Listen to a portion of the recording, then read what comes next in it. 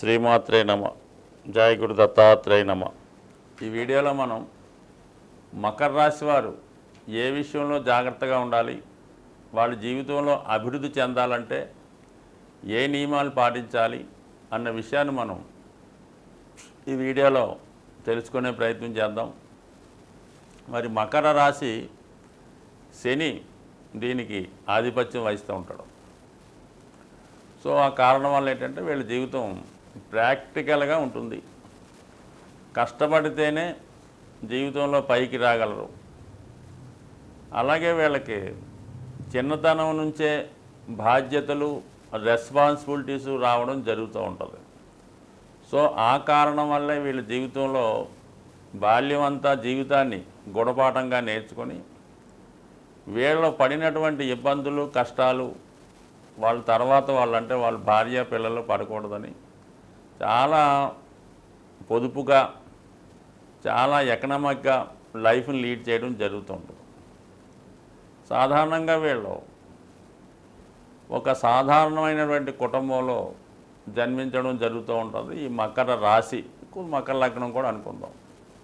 లేదా ఒకప్పుడు బాగా స్థితిమంతులై బాగా దెబ్బతిని బాగా నష్టపోయిన తర్వాత వీళ్ళ ఆ కుటుంబంలో జన్మించడం జరుగుతూ ఉంటుంది.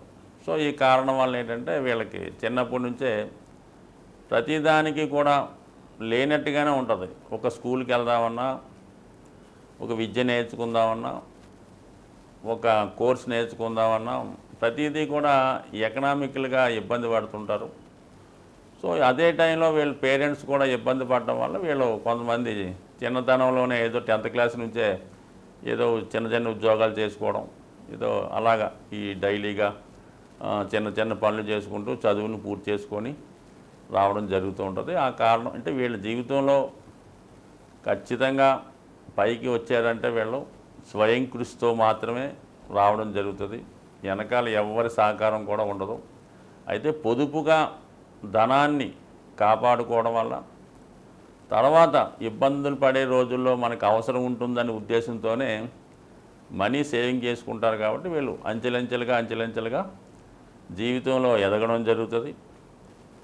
వీళ్ళు కష్టపడినటువంటి కష్టార్జితంతో వీరి యొక్క సంతానాన్ని బాగా చదివించి మంచి ఉన్నత స్థాయికి తీసుకురావడం జరుగుతూ ఉంటుంది. సో అలాగే వీళ్ళ కష్టపడి జీవితంలో పైకి వచ్చిన వీళ్ళ సంతానం పైకి వచ్చి అభివృద్ధి చెందిన వీళ్ళు మాత్రం సాధారణ స్థితిలోనే ఆఖరికి భోజనం విషయంలో కానీ, సౌకర్యాల విషయంలో కానీ సాధారణ జీవితాన్నే గడపడం జరుగుతూ ఉంటుంది. ఇదే వీళ్ళ జీవితంలో బాగా అభివృద్ధి చెందడానికి కారణం అవడం జరుగుతూ ఉందన్నమాట.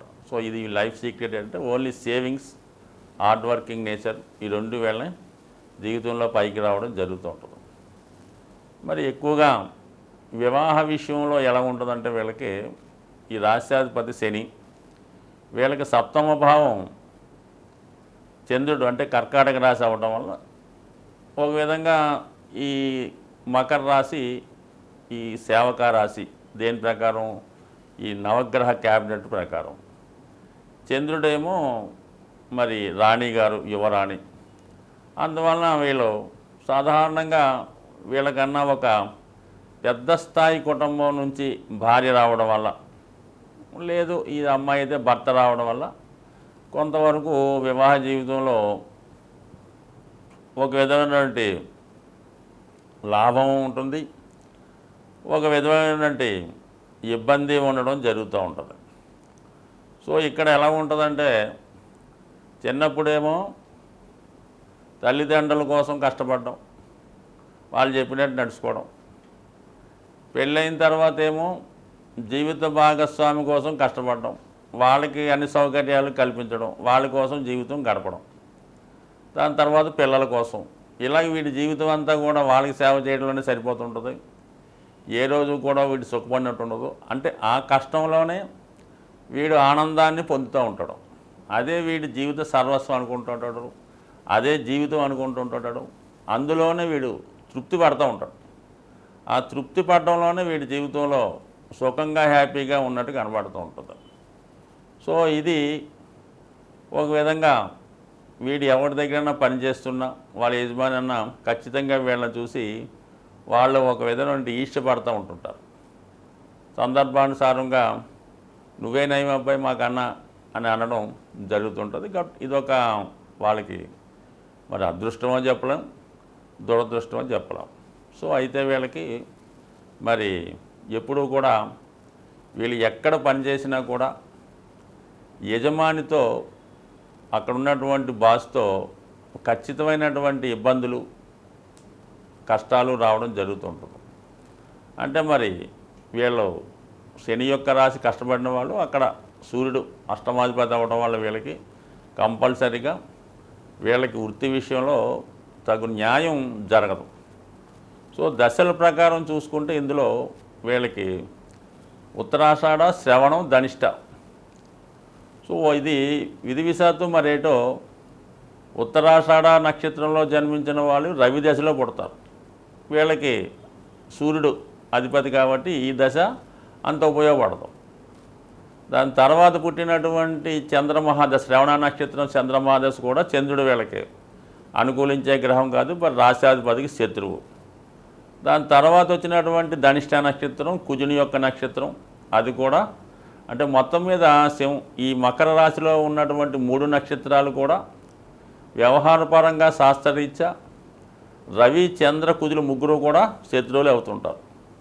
సో ఎవరికన్నా సరే జీవితంలో పుట్టిన రాశి ఎంత ఇంపార్టెంటో, పుట్టిన లగ్నం ఎంత ఇంపార్టెంటో, అలాగే పుట్టినప్పుడు ఉన్నటువంటి ప్రారంభ దశ కూడా అంతే ఇంపార్టెంట్ అయిన విషయం జరుగుతూ ఉంటుంది. ఆ కారణం వల్ల ఇందులో ఏ నక్షత్రంలో పుట్టిన వీళ్ళకి కొంతవరకు జీవితంలో స్ట్రగుల్ అన్నది ఏర్పడుతూ ఉంటుంది.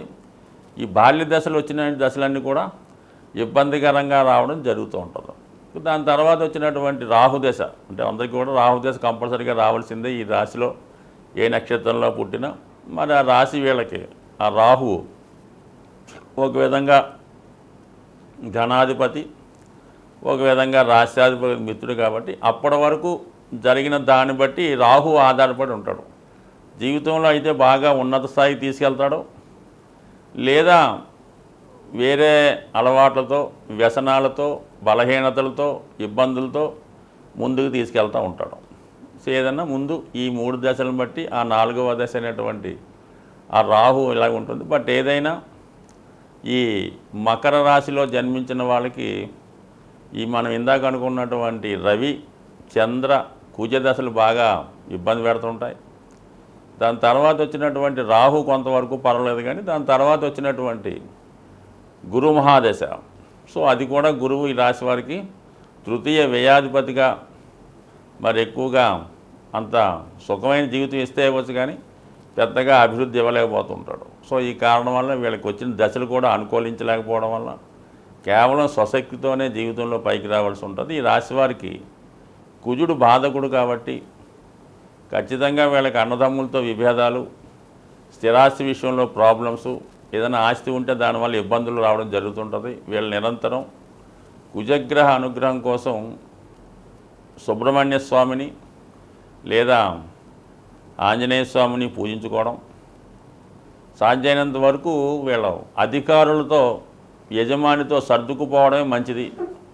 అలాగే వీళ్ళు ఎక్కువగా సూర్యభగవాన్ని పూజించుకుంటూ నిరంతరం ఆదిత్య ఉదయ పారాయణ చేయడం వల్ల, వీలైతే ఒక రుద్రాక్ష మాల ధరించడం, ఒక సప్తముఖి రుద్రాక్ష దాంట్లో ఉంటే చాలా వరకు వృత్తిలో బాగా స్థిరపడి జీవితం కష్టంతో పొదుపు ద్వారా వ్యక్తిగతంగా ఎవరి సహాయం లేకుండా ఎదిగే జాతకులు మకర రాశి జాతకులు. బట్ ఏదైనా వీళ్ళు జీవితంలో ఖచ్చితంగా ఏ స్థాయిలో జన్మించినా ఉన్న స్థాయికి రావడం జరుగుతూ ఉంటుంది. సాధారణంగా మనం ఈ గోచార ఫలితాలు పరిశీలించినప్పుడు వ్యక్తిగతంగా వారి వారి రాశులను బట్టి కాకుండా సహజంగా ఏర్పడే కొన్ని గ్రహాల కలయికలు జాతకులు అందరి మీద ప్రభావం చూపిస్తూ ఉంటుంది. అంటే సహజ రాశి చక్రం అయినటువంటి ఉంటుంది, అంటే అది మేషం లగ్నంగా తీసుకొని 12 భావాలు లెక్కేయడం జరుగుతూ ఉంటుంది.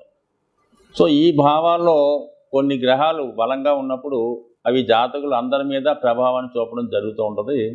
మరి ఇప్పుడు ఈ సహజ రాశి చక్రంలో ఈ కుజ రాహులు 12వ స్థానంలో సంచరించడం వల్ల ఒక విధంగా కొంత అవినీతి కార్యక్రమాలు, అక్రమాలు, అది దోపిడీలు అనుకోవచ్చు, రోడ్డు ప్రమాదాలు అనుకోవచ్చు, అన్యాయంగా ప్రవర్తించడం అనుకోవచ్చు, దుర్మార్గంగా, ఇవి కొద్దిగా ఈ లోకంలో, ఈ ప్రపంచంలో, ఈ దేశంలో ఎక్కువయ్యే అవకాశం ఉంటాయి. సో ఈ దౌర్జన్య కార్యక్రమాల వల్ల సాధారణ వ్యక్తులు, మధ్యతరగతి కుటుంబాలు చాలా వరకు ఇబ్బంది పడుతూ ఉంటారు.